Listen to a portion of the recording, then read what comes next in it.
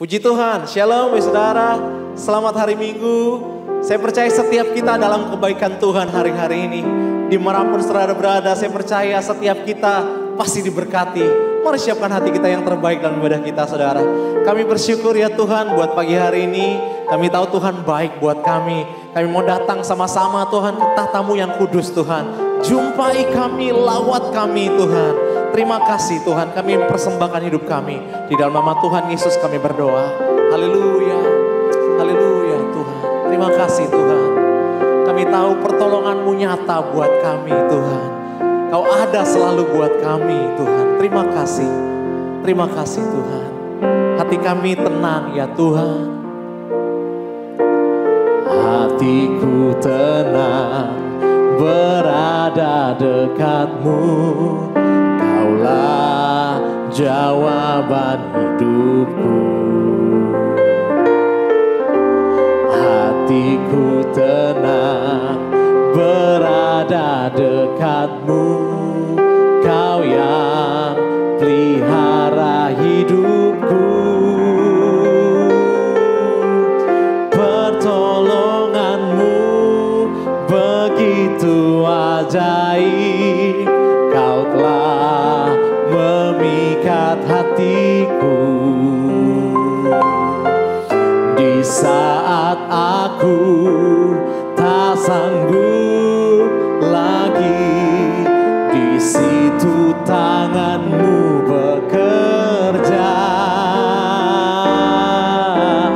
Pertolongan-Mu begitu ajaib. Kau telah memikat hatiku. Kini mataku tertuju padamu. Kami rasakan, ku rasakan kasih-Mu Tuhan. Mari masuk lebih dalam saudara. Hati kami tenang ya Tuhan. Hatiku tenang berada dekat-Mu. Kaulah jawaban hidupku. Oh, hatiku tenang berada dekat-Mu. Kau yang pelihara hidupku. Mari sama-sama bilang, oh pertolongan-Mu begitu ajaib. Kau telah memikat hatiku. Di saat aku tak sanggup lagi, di situ tangan-Mu bekerja. Oh, pertolongan-Mu begitu ajaib. Kau telah memikat hatiku. Kami matanya tertuju Tuhan. Kini mataku tertuju padamu. Ku rasakan kasih-Mu Tuhan. Boleh jemaat saja bilang, oh pertolongan-Mu begitu ajaib. Kau telah memikat hatiku. Di saat aku tak sanggup lagi, Tuhan bekerja. Di situ tangan-Mu bekerja. Pertolongan-Mu begitu ajaib. Kau telah memikat hatiku. Kini mata kami Tuhan, kini mataku tertuju padamu. Ku rasakan kasih-Mu Tuhan. Pertolongan kami Tuhan, pertolongan-Mu begitu ajaib. Kau telah memikat hatiku. Di saat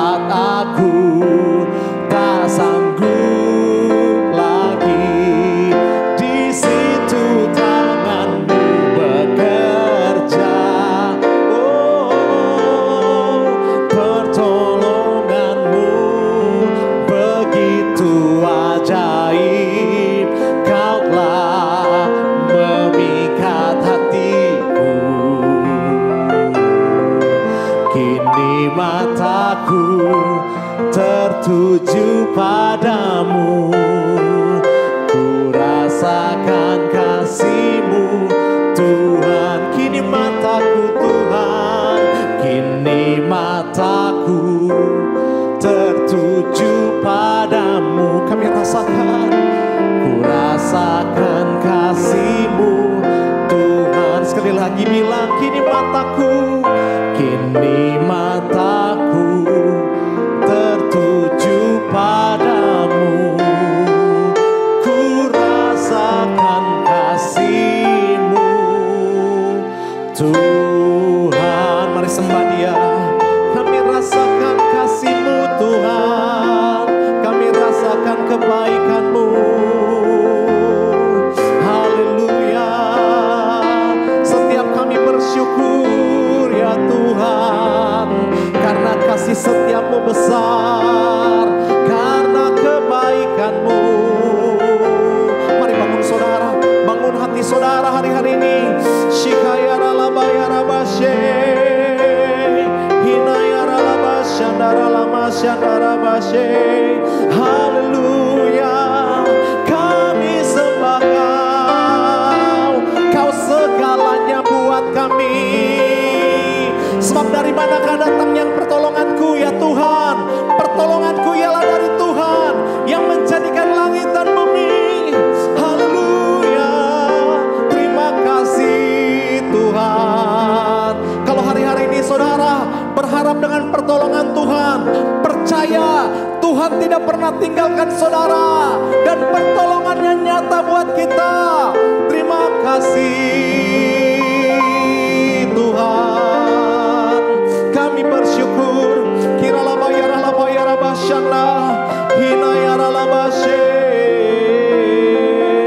Haleluya. Kau yang termanis buat kami Tuhan. Kau segala-galanya buat kami. Di dalam keadaan apapun Tuhan, Kau hadir di hidup kami ya Tuhan. Terima kasih ya Tuhan. Terima kasih buat kebaikan Tuhan. Mari buka dua tangan saudara, bilang, Yesus yang termanis buat jiwaku, buat jiwaku, buat jiwaku. Bilang sama-sama, Yesus yang termanis buat jiwaku. Ku cinta selamanya. Angkat dua tangan saudara, bilang sama Tuhan, Yesus yang termanis buat jiwaku, buat jiwaku, buat jiwaku.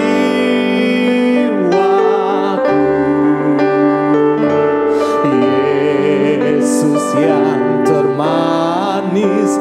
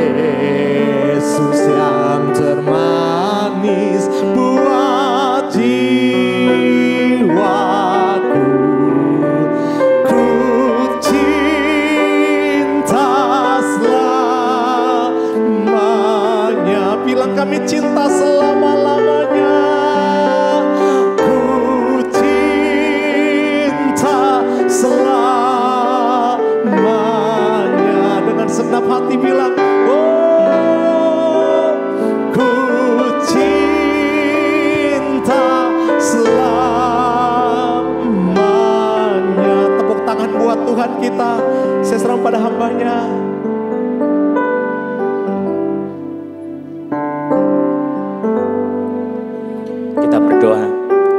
Bapa, dalam nama Yesus Kristus kami datang kepadamu. Setiap kami di rumah masing-masing, di tempat masing-masing. Di dalam nama Yesus Kristus, Roh Kudus, kami mengundang Kau datang. Engkau pimpin kami semua, setiap pribadi lepas pribadi di dalam nama Yesus Kristus.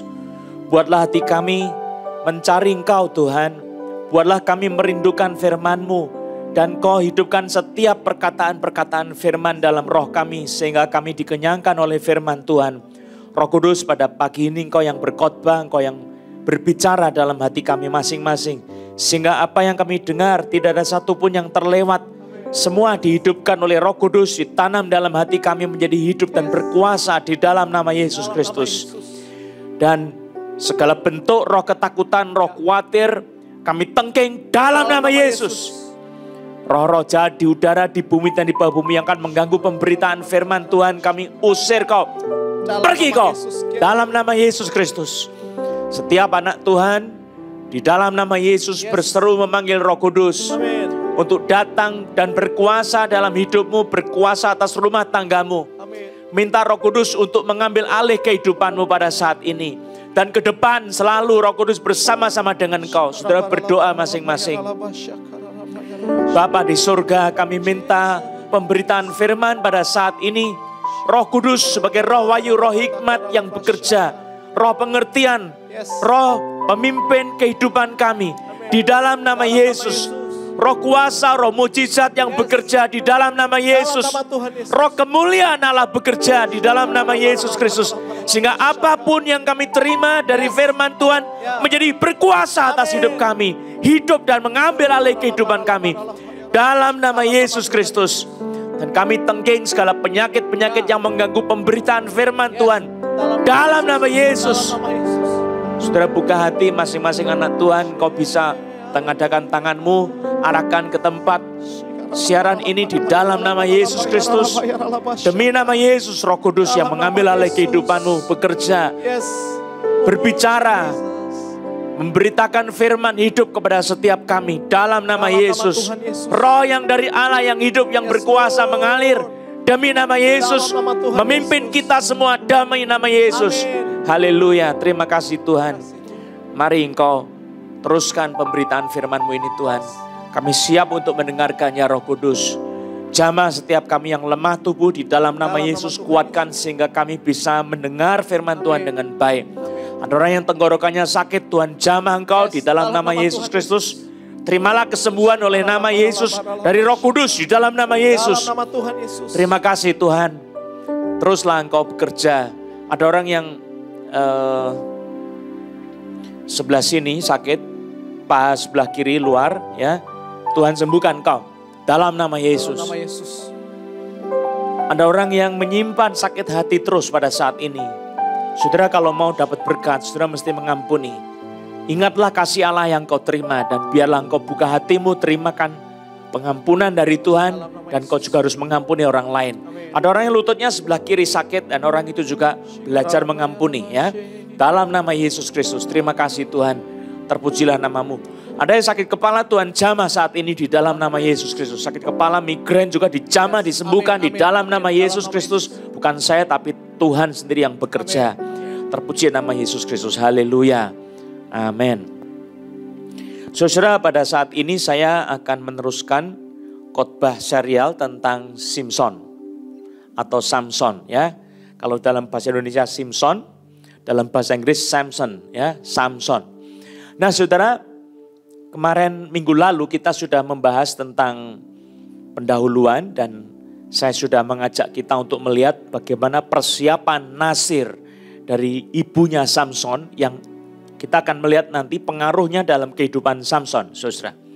Nah hari ini saya ingin mengajak tentang pembahasan kita tentang pekerjaan Roh Kudus yang tidak biasa dalam kehidupan Simpson, tapi juga kita membuka diri kepada pekerjaan Roh Kudus yang tidak biasa dalam kehidupan kita. Kita coba untuk melihat dari kitab Hakim-Hakim pasal yang ke-14. Hakim-Hakim pasal yang ke-13 dulu, saya akan mengajak kita untuk melihat beberapa ayat di belakang, di bawahnya, ya.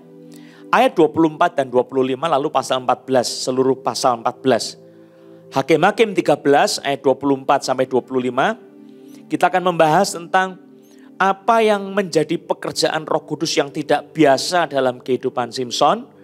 Dan kemudian kita akan mengaplikasikannya dalam hidup kita supaya kita terbuka dengan pekerjaan Roh Kudus yang ada dalam kehidupan kita pada saat ini, ya. Saya baca Hakim-Hakim 13 ayat 24. Lalu perempuan itu melahirkan seorang anak laki-laki dan memberi nama Simson kepadanya. Anak itu menjadi besar dan Tuhan memberkati dia. Mulailah hatinya digerakkan oleh Roh Tuhan di Manahe dan yang terletak di antara Zora dan Esitaol.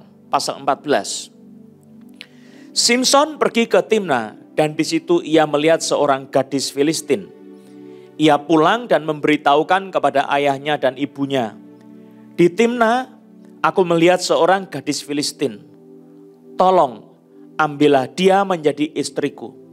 Tetapi ayahnya dan ibunya berkata kepadanya, tidak adakah di antara anak-anak perempuan sanak saudaramu atau di antara seluruh bangsa kita seorang perempuan, sehingga engkau pergi mengambil istri dari orang Filistin, orang-orang yang tidak bersunat itu. Tetapi jawab Simson kepada ayahnya, ambillah dia bagiku sebab dia kusukai. Tetapi ayahnya dan ibunya tidak tahu bahwa hal itu daripada Tuhan asalnya. Sebab memang Simson harus mencari gara-gara terhadap orang Filistin. Karena pada masa itu orang Filistin menguasai orang Israel. Ayat 5, lalu pergilah Simson beserta ayahnya dan ibunya ke Timna. Ketika mereka sampai ke kebun-kebun anggur di Timna, maka seekor singa muda mendatangi Simson dengan mengaum. Pada waktu itu berkuasalah Roh Tuhan atas dia, sehingga singa itu dicabiknya seperti orang mencabik anak kambing, tanpa apa-apa di tangannya, tetapi tidak diceritakannya kepada ayahnya atau ibunya apa yang dilakukannya itu. Maka pergilah ia ke sana lalu bercakap-cakap dengan perempuan itu sebab Simson suka kepadanya. Sementara ada orang yang perutnya bagian bawah sebelah kiri dijamah oleh Roh Kudus. Saudara ada masalah soal kencingnya dan saudara dijamah disembuhkan oleh Tuhan. Ada juga orang yang belikat belakang sebelah kiri, lengannya sebelah kiri sakit, Tuhan sembuhkan, dan saudara juga masuk angin, Tuhan jamah dan sembuhkan engkau. Selesai ibadah ini engkau tidak akan merasa sakit lagi. Saya bacakan ayat 7 kembali. Maka pergilah ia ke sana lalu bercakap-cakap dengan perempuan itu sebab Simson suka kepadanya. 8. Setelah beberapa waktu kembalilah ia ke sana untuk kawin dengan perempuan itu. Dan ketika ia menyimpang dari jalan untuk melihat bangkai singa itu, tampaklah ada kawanan lebah pada kerangka singa itu dan juga madu. Dikeruknya madu itu ke dalam tangannya dan sambil memakannya ia berjalan terus. Kemudian pergilah ia kepada ayahnya dan ibunya dan memberikannya juga kepada mereka. Lalu mereka memakannya tetapi tidak diceritakannya kepada mereka bahwa madu itu dikeruknya dari kerangka singa. Setelah ayahnya pergi kepada perempuan itu, Simson mengadakan perjamuan di sana, sebab demikianlah biasanya dilakukan orang-orang muda. Ketika mereka melihat dia, dipilihlah 30 orang kawan untuk menemani dia. Kata Simson kepada mereka, aku mau mengatakan suatu teka-teki kepada kamu. Jika kamu dapat memberi jawabnya yang tepat kepadaku dalam 7 hari selama perjamuan ini berlangsung dan menebaknya, maka aku akan memberikan kepadamu 30 pakaian lenan dan 30 pakaian kebesaran. Tetapi jika kamu tidak dapat memberi jawabnya kepadaku, maka kamulah yang harus memberikan 30 pakaian dalam dan 30 pakaian kebesaran kepadaku. Kata mereka kepadanya, katakanlah teka-tekimu itu supaya kami dengar. Lalu katanya kepada mereka, dari yang makan keluar makanan, dari yang kuat keluar manisan.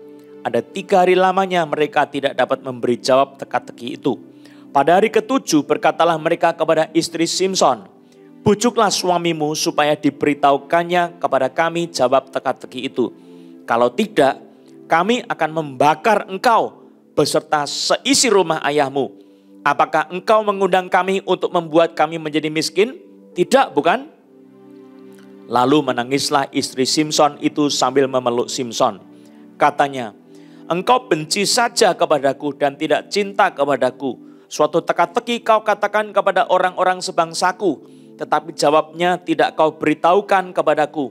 Sahutnya kepadanya, sedangkan kepada ayahku dan ibuku tidak kuberitahukan, masakan kepada engkau akan kuberitahukan. Tetapi istrinya itu menangis di sampingnya selama ke-7 hari mereka mengadakan perjamuan itu. Pada hari yang ke-7 diberitahukannya lah kepadanya, karena ia merengek-rengek kepadanya. Kemudian perempuan itu memberitahukan jawab teka-teki itu kepada orang-orang sebangsanya. Lalu pada hari yang ke-7 itu sebelum matahari terbenam, berkatalah orang-orang kota itu kepadanya, apakah yang lebih manis daripada madu? Apakah yang lebih kuat daripada singa? Sahutnya kepada mereka, kalau kamu tidak membajak dengan lembu betinaku, pasti kamu tidak menebak teka-tekiku. Maka berkuasalah roh Tuhan atas dia. Lalu pergilah ia ke Askelon dan dibunuhnya 30 orang di sana. Diambilnya pakaian mereka dan diberikannya pakaian-pakaian kebesaran itu kepada orang-orang yang dapat memberi jawab teka-teki itu. Tetapi amarahnya masih juga bernyala-nyala. Lalu pulanglah ia ke rumah ayahnya. Maka diberikanlah istri Simson itu kepada kawannya, bekas pengiringnya. Saudara-saudara yang dicintai, yang dikasih dan dihormati oleh Tuhan Yesus, saudara adalah anak-anak Tuhan yang dipilih sebelum dunia dijadikan. Kalau saudara dipilih, saudara pasti menghasilkan buah-buah kerajaan Allah yang besar. Dan buah-buah itu ada yang 30 kali lipat, ada yang 60 kali lipat, ada yang 100 kali lipat. Maka berbahagialah saudara yang membaca firman Tuhan ini, sebab firman Tuhan ini begitu besar dan dahsyat. Nah saudara-saudara, dalam bacaan kita melihat bahwa permulaan Simson itu adalah seorang yang ditetapkan Tuhan untuk dilahirkan dari seorang perempuan yang sudah menyucikan dirinya dari hal-hal yang jahat, untuk nanti anaknya itu menjadi seorang nasir Allah sejak dari kandungan ibunya. Dan seorang ibu yang mensupport anaknya dengan hukum nasir, tidak boleh dia potong rambut, tidak boleh dia makan makanan yang najis, dan tidak boleh kena kepada sesuatu yang mati. Maka hal itu dilakukan oleh mama dari Simson, saudara. Nah kemudian Simson itu dilahirkan oleh perempuan ini, perempuan dari Manoah, ya, istri dari Manoah. Kemudian diberi nama Simson kepadanya. Saudara tahu nama Simson itu artinya adalah terang dari matahari. Itu Simson, ya. Kalau saudara punya nama Simson, itu artinya adalah cahaya terang dari matahari. Nah, pada waktu anak itu ditumbuhkan oleh Tuhan, maka dikatakan anak itu menjadi besar dan Tuhan memberkati dia. Nah, saudara, itu sesuatu yang umum terjadi pada anak-anak Tuhan. Bahwa Tuhan menyertai saudara, engkau dibesarkan dan Tuhan memberkati saudara. Itu hal yang umum. Tetapi segera setelah hal yang umum terjadi, bagaimana roh Tuhan bekerja dalam diri Simson memberkati, ada satu ayat yang sangat mengganjal dalam diri saya waktu saya meneliti, saudara. Sebab tidak biasa manifestasi-manifestasi supernatural yang terdapat pada Simson, saudara.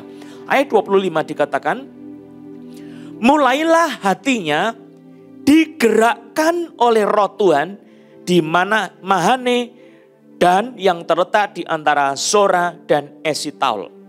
Saudara, kata digerakkan oleh istilah Alkitab ini adalah kata pa'am. Saudara tahu pa'am itu artinya mengetok. Itu pa'am. Juga memukul. Saudara, kalau memukul itu lain sama mengetok. Kalau mengetok mungkin bisa halus, bisa kasar. Kalau memukul itu sesuatu yang keras. Tapi di dalam teks bahasa Ibrani, saudara, itu saya lihat terjemahnya betul-betul itu bisa diartikan sebagai memukul secara teratur. Jadi Tuhan itu memukul hatinya Simson demikian rupa secara teratur. Dan ada terjemahan yang lain yaitu to impel, mendorong, memaksa. Ada sesuatu dorongan dalam roh Simson, sesuatu yang dia tidak bisa tahan karena itu dipaksa oleh tangan Tuhan, oleh Roh Kudus. Dan terjemahan dari kata pa'am itu juga diartikan mengganggu, menggelisahkan. Saudara, kebiasaan Roh Allah itu tidak melakukan sesuatu yang bersifat paksa. Tetapi ini terjadi sesuatu yang aneh, saudara. Dan disinilah terjadi sesuatu goncangan-goncangan dalam diri Simson. Sehingga dia merasa susah untuk mengendalikan diri dalam hal-hal tertentu, saudara. Nah, ini sesuatu rancangan Tuhan atas diri Simson, saudara. Terjemahan dari pa'am juga diartikan menggerakkan, menyusahkan, mengganggu. Nah, ini semua terjemahan-terjemahan, saudara, yang menurut saya sangat besar artinya dalam kehidupan Simson, saudara.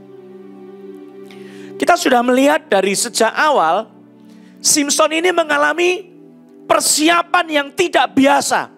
Dan Simson adalah seorang yang lahir seperti manusia normal, tetapi dia dipersiapkan tidak biasa. Di dalam hadirat Tuhan, Simson juga diperlengkapi secara tidak biasa oleh Roh Kudus. Roh Kudus memukul hatinya berulang-ulang secara reguler, saudara. Terus menerus. Sehingga apa yang terjadi? Sesuatu yang di dalam hati Simson terus tidak nyaman. Terganggu dalam hidupnya. Nah, saudara yang dikasihi oleh Tuhan Yesus Kristus. Kadang-kadang orang dipimpin Tuhan bisa seperti Simson seperti ini, saudara. Ada kegelisahan dalam hati. Ada rasa tidak nyaman dalam hati. Kalau belum melakukan apa yang Tuhan suruhkan, dia rasa tidak nyaman. Seperti orang gila, saudara. Saya sendiri pernah mengalami hal seperti ini, saudara. Maka pada waktu saya membaca teks ini dari istilah yang dipakai, itu sesuatu yang mengingatkan saya akan panggilan Tuhan secara pribadi dalam hidup saya. Bagaimana Tuhan memanggil saya untuk menjadi pemberita Injil, saudara. Ada satu dorongan di mana saya merasa aneh sekali. Saya lihat sekitar kiri kanan. Kenapa orang tidak seperti itu? Kenapa saya sendiri yang mengalami? Kenapa saya merasa seperti ini? Dan tidak enaknya itu sampai luar biasa. Saya seperti merasa seperti orang gila, saudara. Dan saya takut sekali kalau saya jadi orang gila, saudara. Dan ini terjadi pada diri Simson, saudara. Dia diganggu, digelisahkan. Dia harus melakukan sesuatu seperti yang Roh Kudus gerakkan. Nah, coba sekarang kita perhatikan pasal yang ke-14. Simson pergi ke Timna dan di situ ia melihat seorang gadis Filistin. Ia pulang dan memberitahukan kepada ayahnya dan ibunya, di Timna aku melihat seorang gadis Filistin, tolong ambillah dia menjadi istriku. Saudara, saya mau tanya, saudara, apakah bangsa Israel tidak paham tentang peraturan Taurat bahwa kalau menikah itu harus menikah sama orang yang sebangsanya yang seiman? Kalau orang dari bangsa lain pindah menjadi orang Yahudi, disunatkan, mereka baru dianggap sebagai bangsa Israel. Maka mereka boleh menikah, saudara. Di sini Simson pergi ke kalangan orang-orang Filistin. Yang dikatakan dalam perjanjian lama, waktu bangsa Israel masuk ke tanah Filistin, orang-orang asli di daerah itu, mereka itu seperti pendatang-pendatang. Tapi diam di situ mendahului mereka. Mereka itu tinggi-tinggi badannya. Dan Israel seperti belalang-belalang yang kecil, saudara. Badannya besar-besar, mereka kuat-kuat. Orang Israel pendek-pendek, kecil-kecil badannya. Nah, di sini, saudara, Simson melihat di Timna seorang gadis Filistin. Dan bangsa Israel saat itu sedang dijajah oleh orang-orang Filistin. Sehingga bisa dipahami, saudara, bahwa sepertinya pernikahan mereka bukan peristiwa yang mudah. Bukan sesuatu yang diterima dengan mudah. Sesuatu yang mungkin akan menghadapi tantangan yang besar, kesulitan-kesulitan yang besar. Maka di dalam kitab suci dikatakan ayahnya dan ibunya berkata kepada Simson, tidak adakah di antara anak-anak perempuan sanak saudaramu atau di antara seluruh bangsa kita seorang perempuan sehingga engkau pergi mengambil istri dari orang Filistin, orang-orang yang tidak bersunat itu? Tetapi jawab Simson kepada ayahnya, ambillah dia bagiku sebab dia kusukai. Saudara, Simson seperti terkesan seorang yang sembrono sembarangan. Maunya apa? Dia turuti saja. Isi hatinya itu diungkapkan begitu saja. Di ayat yang ke-4 dikatakan, tetapi ayahnya dan ibunya tidak tahu bahwa hal itu daripada Tuhan asalnya. Sebab memang Simson harus mencari gara-gara terhadap orang Filistin. Karena pada masa itu orang Filistin menguasai orang Israel. Saudara-saudara yang dikasihi oleh Tuhan Yesus Kristus, Kalau kita membaca di dalam kitab suci jelas bahwa sebetulnya Tuhan itu sudah berjanji kepada Abraham, Ishak dan Yakub. Keturunanmu itu akan kuberikan tanah perjanjian yang berlimpah susu dan madunya. Waktu Musa membawa bangsa Israel keluar, memberitahukan kepada mereka, Tuhan akan memimpin kamu ke satu tempat, wilayah yang subur, yang berlimpah susu dan madunya. Dan itu sesuatu yang terjadi, saudara. Mereka dibawa masuk tanah Kanaan, tetapi diberi peringatan sama Tuhan. Jangan membuat perjanjian apapun dengan penduduk daerah Filistin. Sebab kalau itu terjadi, maka akan menyusahkan hidupmu ke depan. Dan betul, karena mereka sudah melanggar perjanjian Tuhan itu, maka hidup mereka mengalami kesusahan. Nah, saudara-saudara yang dikasihi oleh Tuhan Yesus Kristus, sesuatu yang dirancang oleh Tuhan sedemikian rupa, bahwa bangsa Israel tinggal di tengah-tengah bangsa Filistin. Ya, orang-orang Filistin yang tinggi-tinggi, tegap-tegap, dan di antara bangsa-bangsa daerah situ yang paling sukar ditaklukkan salah satunya adalah bangsa Filistin. Karena mereka itu orang-orangnya tegap-tegap dan mereka itu ahli dalam peperangan. Mereka jago-jago dalam berperang. Mereka panglima-panglima yang satu orang seperti raksasa seperti itu, Goliat, saudara. Tinggi besar perawakannya, 3 meteran, saudara. Kita bisa melihat sesuatu yang luar biasa itu, tingginya sampai seperti itu. Ada yang mengatakan itu 2,75 meter, ada yang bilang 2,5 meter, ada yang sekitar 3 meter, saudara, sekitar itu. 2 kali lipatnya tinggi saya, saudara. Luar biasa, saudara. Nah, di Alkitab, saudara, Simson pergi kepada orang-orang Filistin, lalu kemudian hatinya terpikat. Bukan, Alkitab mengatakan bukan karena nafsu, tetapi karena Tuhan Allah sendiri yang membuat itu di dalam diri Simson menjadi sebab gara-gara kepada orang-orang Filistin. Nah, saudara-saudara, pertanyaan saya, apakah perjanjian Allah di dalam perjanjian lama untuk menikah dengan orang-orang yang seiman itu masih berlaku atau tidak berlaku dalam hal ini, saudara? Bagaimana kita memahami kitab suci? Ini cara kerja Roh Kudus yang tidak biasa, saudara. Ini hal yang istimewa hanya terjadi kepada orang-orang tertentu yang ditetapkan oleh Tuhan. Lalu kemudian Simson, seorang yang beriman menikah dengan orang yang memang tidak beriman. Di dalam keluarga yang belum mengenal Tuhan. Dan ini semua ditetapkan oleh Tuhan supaya apa? Rancangan Tuhan, ketetapan Tuhan yang kekal terjadi dalam kehidupan umatnya. Nah, saudara-saudara, kita sebagai orang percaya jangan berpikir kitab suci itu sesuatu yang linear saja.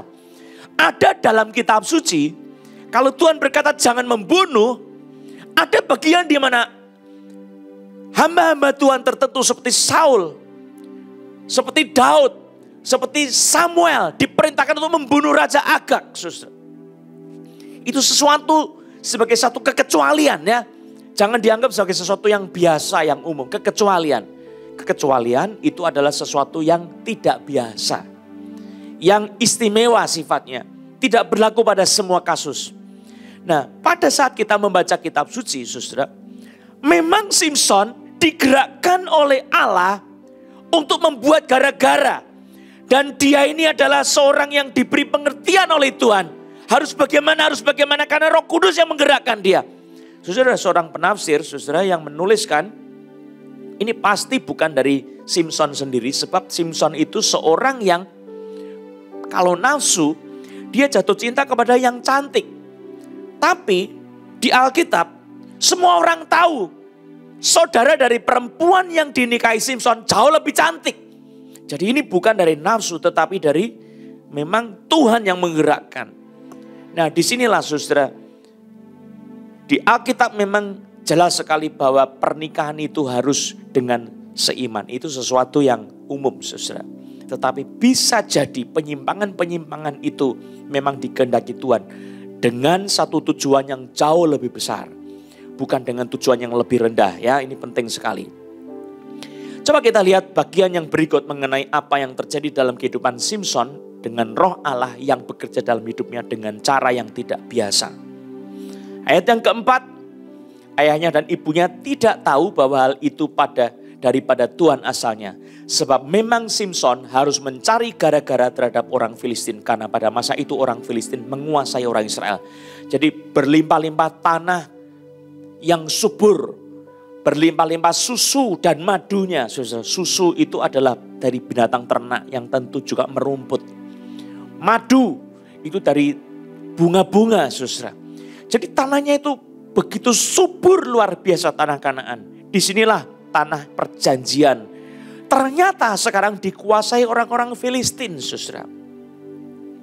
Maka bangsa Filistin ini menurut perjanjian Tuhan harus dipinggirkan, disingkirkan. Kemudian bangsa pilihan Allah itu menempati tempat tanah perjanjian itu.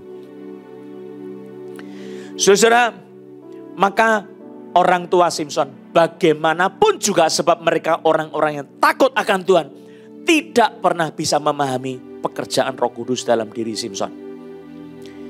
Akhirnya mereka itu menuruti Simson karena daripada kehilangan Simson itu seorang yang lebih suka menuruti isi hatinya yang memang digerakkan oleh Roh Kudus, maka Simson itu dituruti oleh orang tuanya.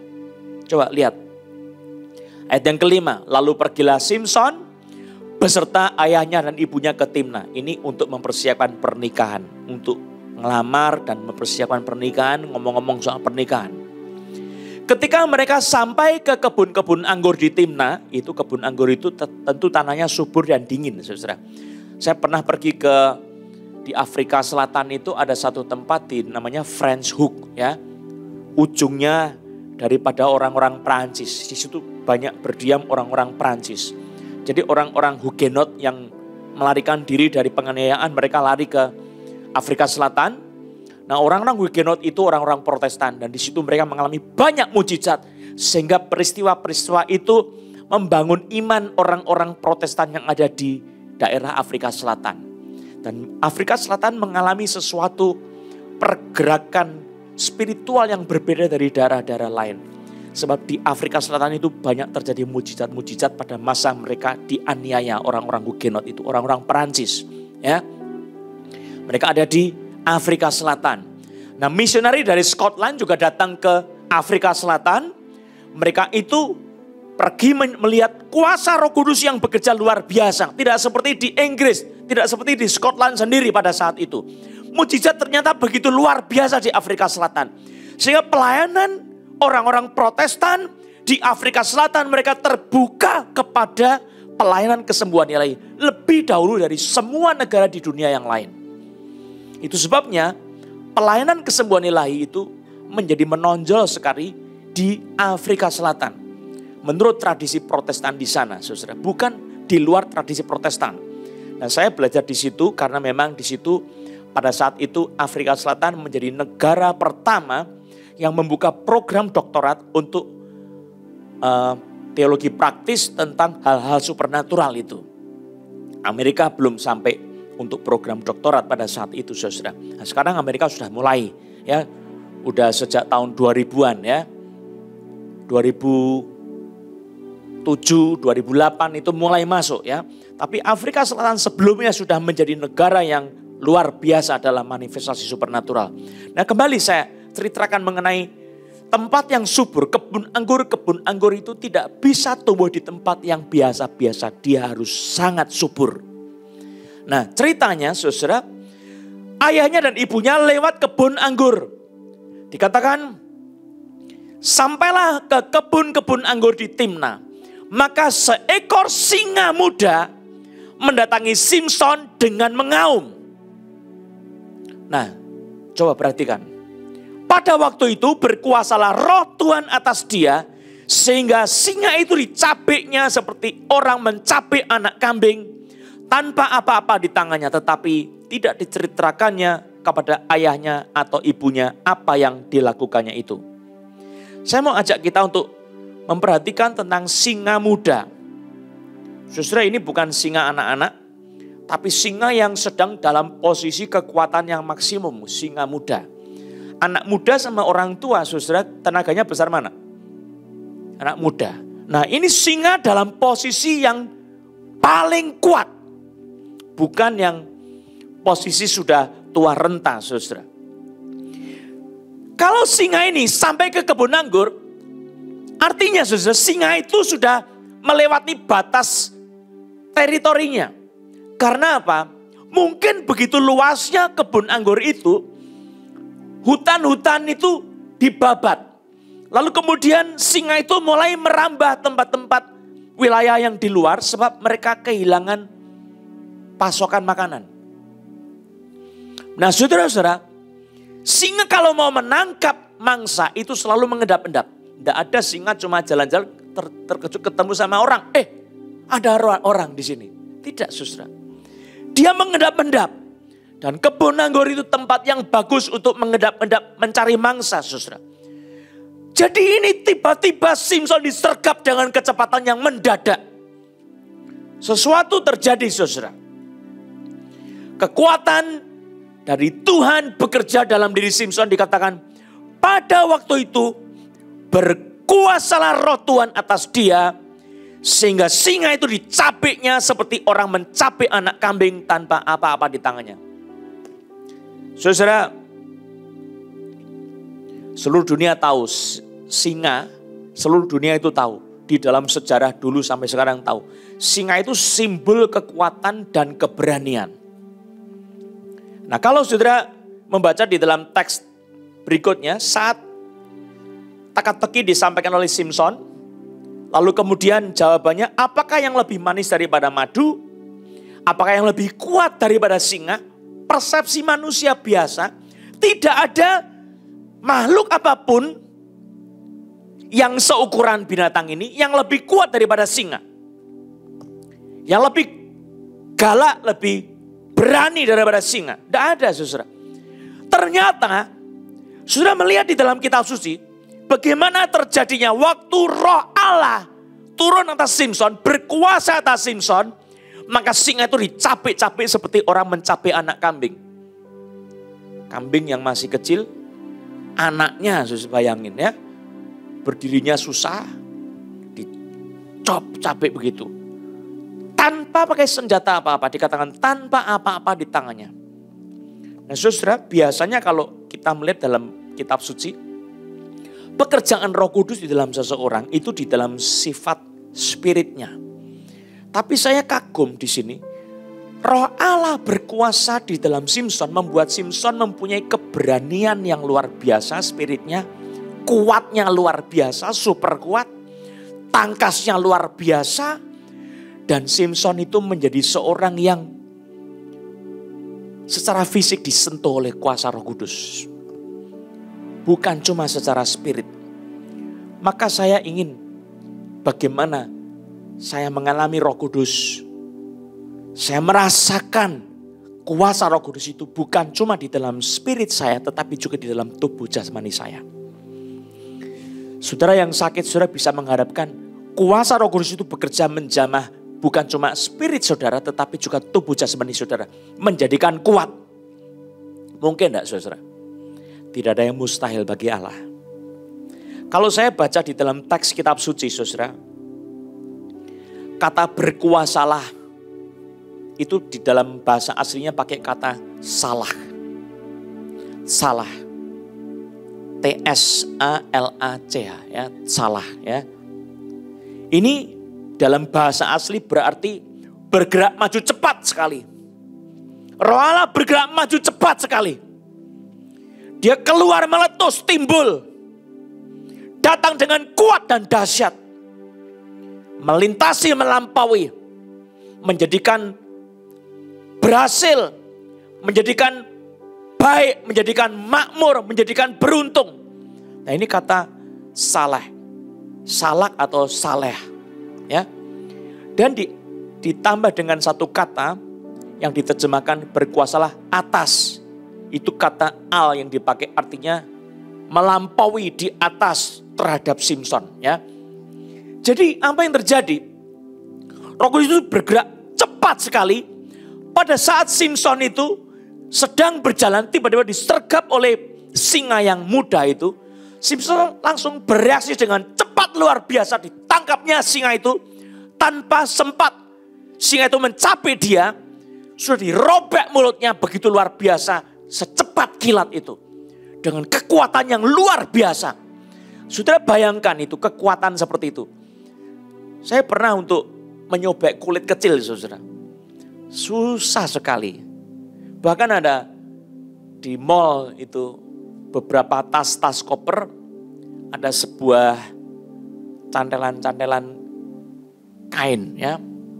Dibilang anti sobek. Coba silakan disobek kalau bisa. Ada orang mencoba nyobek-nyobek tidak bisa, saudara. Begitu rupa, susah sekali tidak bisa. Ini kulit dengan dagingnya dikoyak begitu rupa, sangat mudah sekali oleh Simpson. Maka saya melihat terjemahan bahasa Inggris ya. King James menerjemahkan came mightily. Datang dengan dahsyat atas Simpson. Kalau kita melihat di dalam Young Literal Translation, prospered over. Jadi artinya membuat Simpson menjadi berhasil, beruntung, menang. Lalu terjemahan English Standard Version, rushed, buru-buru Roh Kudus itu datang. Ada sesuatu hal yang luar biasa tentang Roh Allah di dalam hidup Simpson. Nah saudara, saya mau ajak kita untuk aplikasi dalam hidup kita sehari-hari. Pertanyaan saya, apakah saudara pernah mengalami pekerjaan Roh Kudus yang luar biasa istimewa ini? Kenapa Simpson bisa mengalami pekerjaan Roh Kudus yang luar biasa yang istimewa ini? Jawabannya sederhana. Sebab Simpson adalah seorang nasir Allah. Jabatannya seorang nasir Allah. Hakim-hakim. Seorang pemimpin yang diurapi Roh Kudus. Jadi tidak heran. Tapi saudara, jabatan nasir, saudara harus tahu, jabatan nasir itu adalah seorang yang memang mengkhususkan diri buat Tuhan. Jadi karena dia menguduskan diri dari yang jahat, tidak minum minuman keras, tidak makan sesuatu yang najis, dan dia hidupnya dipersembahkan total untuk Tuhan. Maka Tuhan itu bekerja dengan cara yang ajaib. Dia terbuka langsung kepada orang-orang yang sudah mengkhususkan diri untuk hidup bagi Tuhan. Roh Kudus itu punya akses secara tak terbatas. Maka kuasa Tuhan bisa mendadak datang atas Simpson. Dan Tuhan secara reguler mengetok hati Simpson. Dia memukul hati Simpson, menggelisahkan hati Simpson.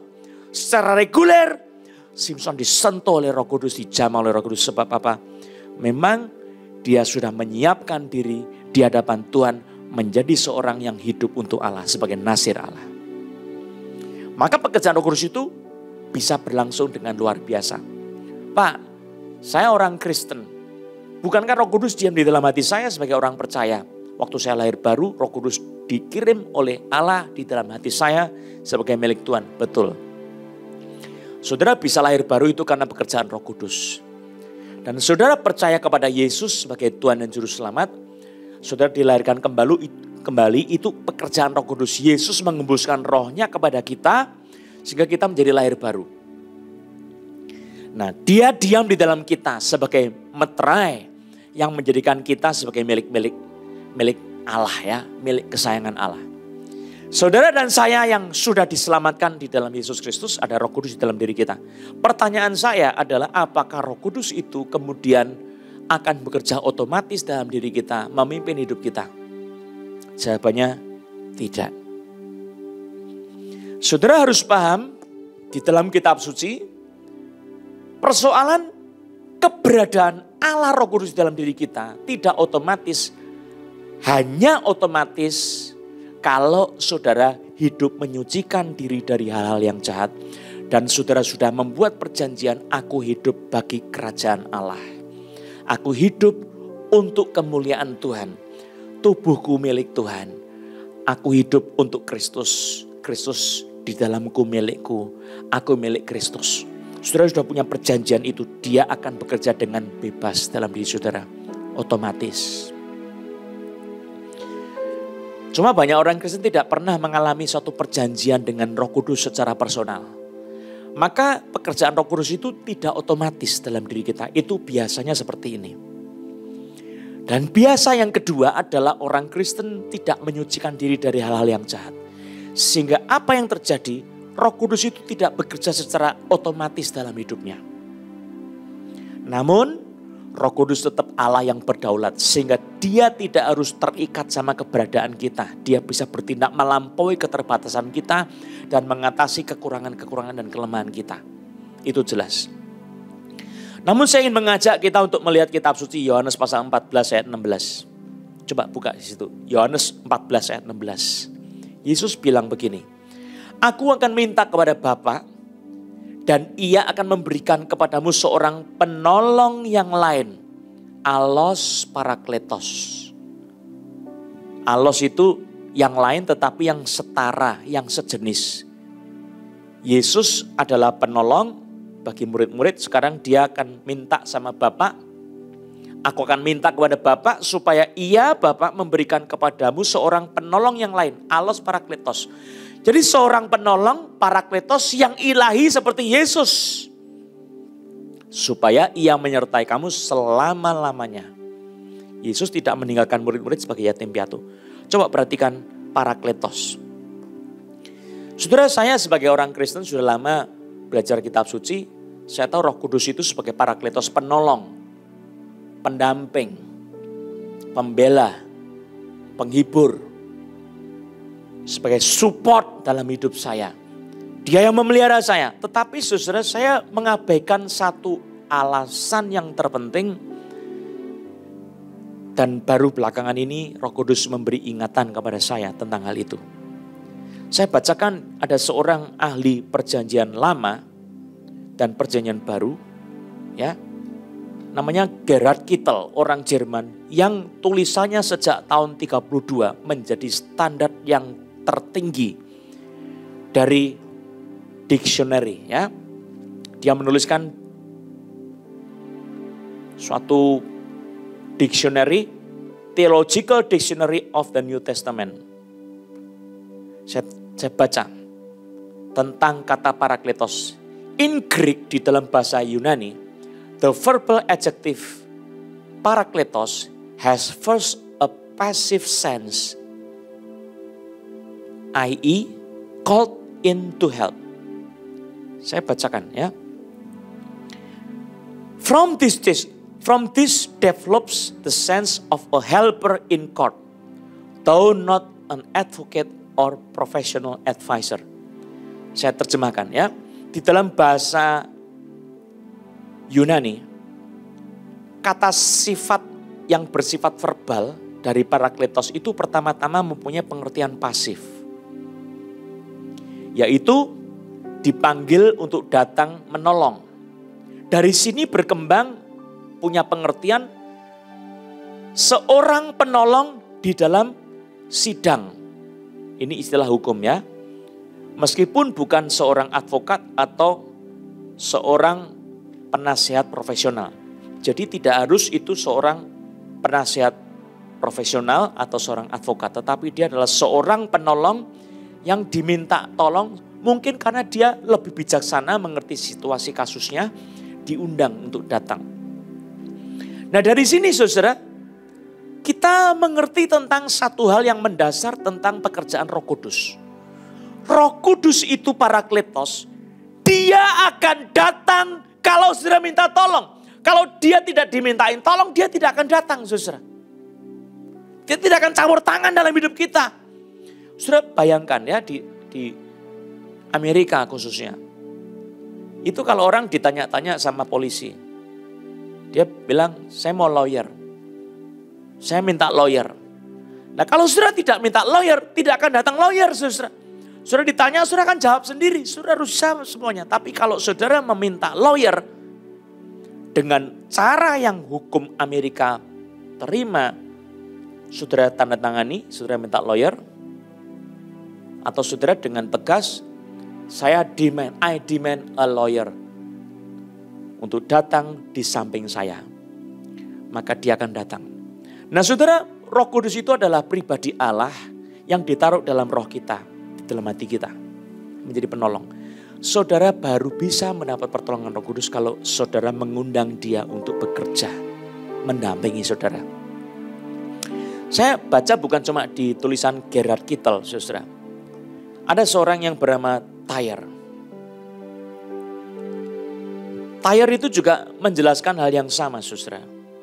Jadi supaya Parakletos itu bisa bekerja dalam hidup kita, pertama-tama kita panggil dia. Dikatakan summoned, called to one's side, especially called to one's aid. Artinya dipanggil secara legal. Dipanggil untuk hadir mendampingi di sebelah seseorang, terutama dipanggil untuk menolong seseorang. Jadi saudara, kepada Tuhan, saudara minta Roh Kudus itu datang secara sah. Dengan apa? Dengan menggunakan nama Yesus dengan iman. Saudara panggil dia, Roh Kudus itu akan datang menolong. Kalau saudara tidak meminta Roh Kudus tolong, dia tidak akan menolong kita. Kita berjuang dengan kekuatan sendiri. Kerajaan Allah itu bekerja oleh kuasa Roh Kudus. Saudara mau mengerjakan pekerjaan Allah, saudara mesti mengundang Roh Kudus, melibatkan Roh Kudus. Rumah tangga saudara, saudara sedang mengalami kesusahan. Ada krisis ekonomi, ada sakit penyakit. Saudara berpikir Tuhan ada di rumah saya, dia akan bekerja otomatis. Tidak selalu. Apakah saudara sudah hidup kudus? Apakah saudara pernah membuat perjanjian dengan Tuhan, dengan Roh Kudus? Apakah saudara sudah mempersembahkan panggilan hidup saudara untuk kerajaan Allah? Pertanyaannya seringkali jawabannya tidak. Tapi yang penting di sini adalah saudara harus mengundang Roh Kudus, sebab dia adalah seorang Parakletos. Satu pribadi Allah, Parakletos. Bukan seorang ya, lebih tepat satu Allah, pribadi dari Allah Tritunggal yang ketiga. Pribadi ketiga dari Allah Tritunggal, ya, lebih tepat begitu. Saudara mesti mengundang Roh Kudus. Biarkan dia mengalir dalam hidup kita, menguasai kita, dia bekerja dengan bebas dalam hidup kita. Maka saudara akan mengalami kuasa pertolongannya. Saudara, Simpson itu begitu rupa dia mencapik-capik singa. Bukan kambing kecil ya, singa. Di dalam Alkitab saudara, itu tidak banyak orang yang berurusan sama singa. Seperti misalnya Daud. Daud itu dia mengalahkan singa dan beruang yang mencoba memakan domba-dombanya. Dia rebut itu. Dan dia katakan, Tuhan yang melepaskan aku dari singa, dari beruang. Wow, itu luar biasa. Di dalam Alkitab, anak buahnya Daud, itu ada satu yang bisa mengalahkan singa. Itu dicatat dalam Alkitab. Jadi artinya orang yang bisa mengalahkan singa itu pasti pahlawan hebat. Dan dari semuanya, saudara, Daud itu mengatakan Tuhan yang menolong saya. Maka kepada orang Filistin yang namanya Goliat itu Tuhan juga akan melepaskan aku dari tangannya. Nah ini keyakinan iman Daud. Dan Saul berkata, pergilah. Tuhan kiranya menyertai engkau. Engkau akan dibuat berhasil. Seperti itu maksudnya.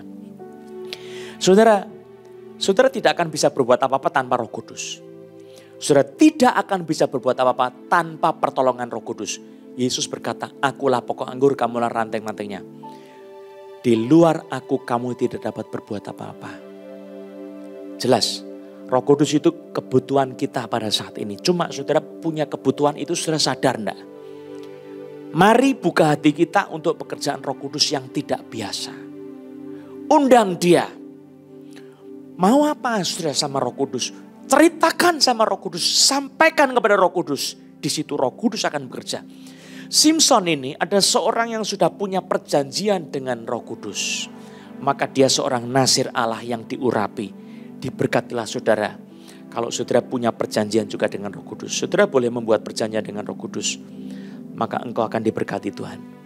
Mari kita berdoa. Bapa di surga, terima kasih untuk firman-Mu yang berbicara pada pagi hari ini.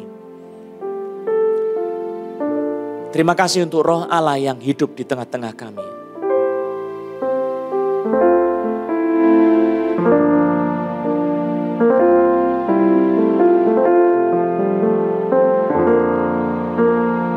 Allah Roh Kudus penuhi kami. Allah Roh Kudus,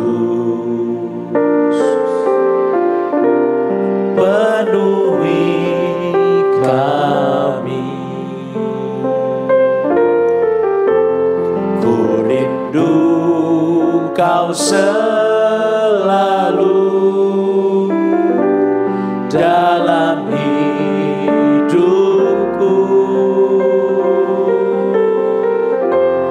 Allah Roh Kudus, ubah hatiku, celikkanku, jamahlah ku rindu hadirat-Mu. Ku sembah Kudus,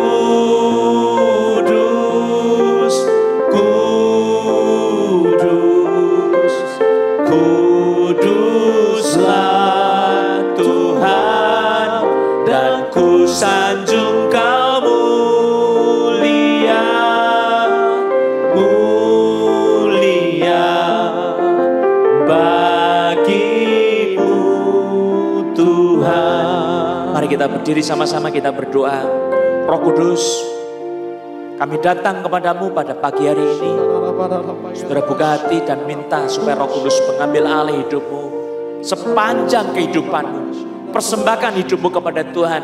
Biarkan kau menjadi alat kerajaannya. Mungkin dari saudara ada yang punya sifat seperti mamanya Simpson. Saudara mau berjanji untuk hidup kudus di hadapan Tuhan sepanjang hidupmu. Engkau menguduskan dirimu untuk pelayanan bagi kerajaan Allah. Untuk hidup bagi Tuhan saja. Engkau bebaskan dirimu dari ikatan dunia dan ikatan dosa. Dan minta Roh Kudus bebas menjamah hidupmu. Engkau akan dibebaskan oleh Roh Kudus. Saudara yang sakit, undanglah Roh Kudus untuk bekerja. Memberikan kesehatan dalam tubuhmu. Membawa darah Yesus menyucikan engkau. Membawa bilur-bilur Yesus untuk menyembuhkan sakitmu. Amin. Menyembuhkan kelemahanmu. Oleh kuasa nama Yesus kau disembuhkan. Amin. Kau bisa mengundang Roh Kudus secara legal dengan memakai nama Yesus. Dan sudah menggunakan iman di dalam nama Yesus. Dalam nama Yesus, yes. Undang Roh Kudus saat ini untuk urusan kehidupan, untuk pekerjaanmu, Yes. untuk kesehatanmu, untuk masa depanmu, untuk anak-anakmu punya sekolah, untuk masa depan pekerjaan anak-anakmu semuanya. Undang Roh Kudus biar menjamah kehidupanmu, membebaskan kehidupanmu, melepaskan kau, memberikan kemenangan, keberhasilan. Dia bisa mengubah segala-galanya indah. Roh Kudus, mari jamah anak-anak Tuhan pada saat ini. Yes, Lord. Sucikan hati kami. Kami mohon ampun kalau selama hidup ini kami menyia-nyiakan kehidupan kami.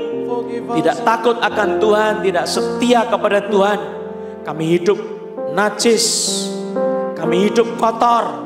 Kami terikat oleh nafsu dosa, oleh daging kami. Ampuni kami ya Tuhan. Saudara berdoa, Roh Kudus mendengar doamu. Dia berkuasa atas kehidupanmu.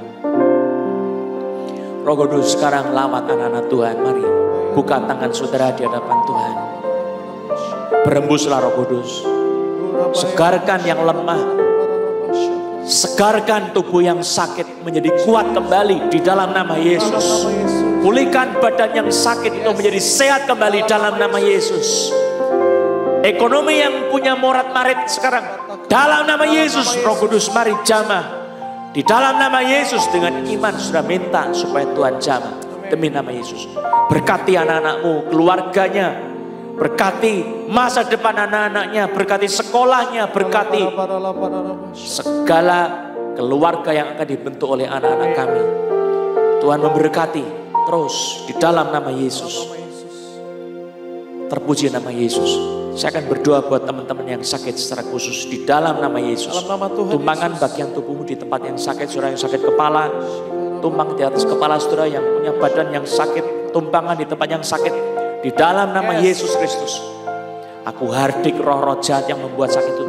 Pergi kau dalam nama Yesus. Keluar kau dalam nama Yesus. Oleh nama Yesus kau disembuhkan. Terimalah Amin. kesembuhan itu yang dikerjakan oleh Roh Kudus di dalam nama Yesus. Roh Allah yang mengerjakan. Terima kasih Tuhan, haleluya. Gereja kita akan mengadakan ulang tahun pada tanggal 7. Tetapi kita akan rayakan pada tanggal 11. Pada bulan Oktober hari Minggu. Dan saudara-saudara ada perjamuan kudus pada tanggal 11 itu. Saudara buka hati. Siapkan hati untuk menerima perjamuan Tuhan. Ya, kita akan akhiri ibadah kita sambil tetap berdiri. Kita nyanyikan bagaikan langit membentang.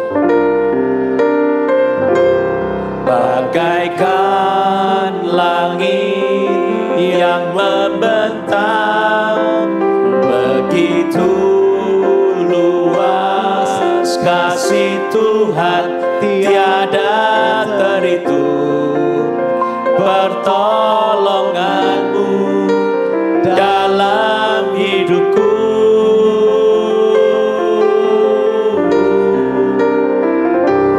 Bagaikan dalamnya samudra, begitu dalam kasih Tuhan, tiada terhitung kesetiaanmu, tiada terhitung kesetiaan. Sekali lagi.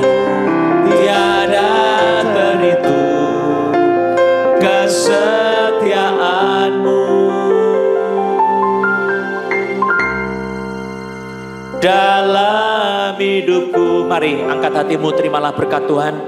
Kiranya anugerah sejahtera daripada Allah Bapa kita turun atas hidupmu. Kiranya anugerah pertolongan, kemurahan Tuhan Yesus menyertai segala-gala yang kau pikirkan, yang kau perbuat. Keluargamu semua disertai oleh anugerah dari Tuhan Yesus. Dan persekutuan bersama-sama dengan Roh Kudus memberkati kehidupanmu untuk engkau berjalan di dalam kemenangan-kemenangan. Sebab Roh Kudus yang akan mengambil alih segala sesuatu dan memberikan kemenangan dalam hidupmu. Haleluya. Amin. For you are great, Lord. For you are great, you do miracles so great, there is no one else like you.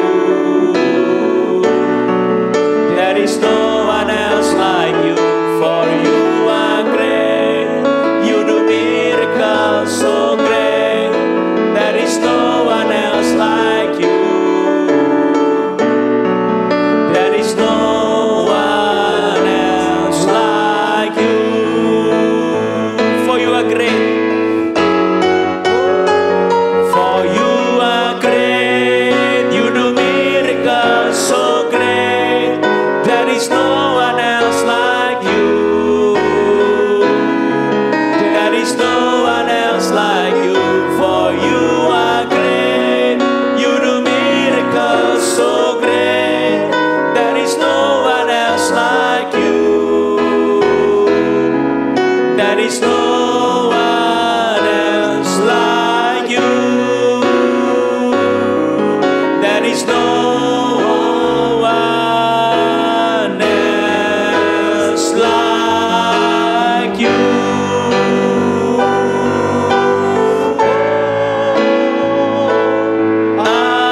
Amin. Haleluya.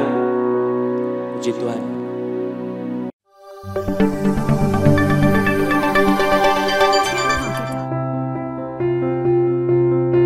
Shalom Jemaat Tuhan, berikut adalah informasi terupdate seputar Cross Harvest Church.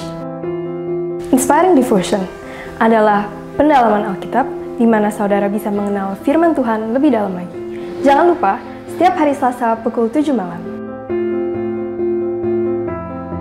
Untuk kamu yang masih muda, kalian bisa bergabung bersama online youth service setiap hari Sabtu pukul 7 malam via Zoom. Untuk informasi ID Zoom, kalian bisa menghubungi hotline gereja berikut ini. Mari ajak anak-anak kita mengikuti Children Ministry setiap hari Minggu pukul 11 siang di YouTube channel CHC Gading Serpong.